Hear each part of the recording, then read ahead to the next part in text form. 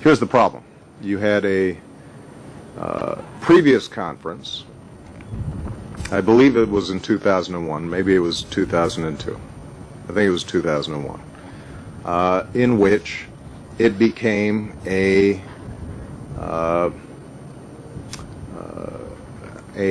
session through which folks expressed antagonism towards Israel in ways that were oftentimes completely hypocritical and counterproductive. And we expressed in the run-up to this conference our concerns that if you adopted all the language from 2001, that's just not something we could sign up for. So if we have a clean start, a fresh start, we're happy to go. If you're incorporating a previous conference that we weren't involved with that raised a whole set of objectionable provisions, then we couldn't participate, or it wouldn't be worth it for us to participate because we couldn't get past that particular issue.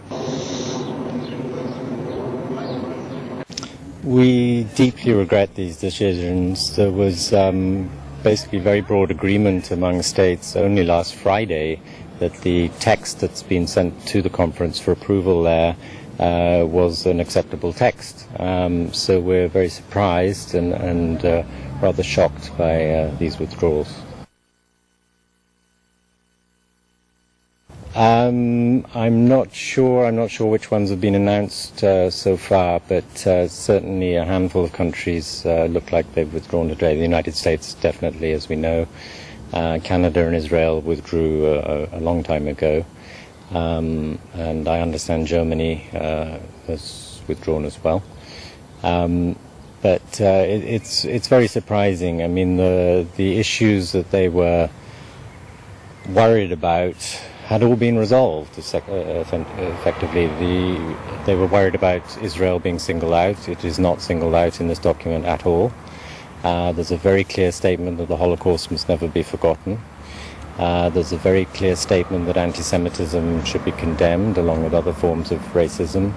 So the red lines that the Western countries drew have basically been resolved. So we don't really understand why they should take this position. There are another, 185 or so member states of the United Nations who, as far as we know, are still in this conference. Racism is an issue that affects every country, everywhere, millions of people, many different groups. It's very unfortunate that one or two issues appear to have completely dominated the agenda, at least from the perspective of certain countries.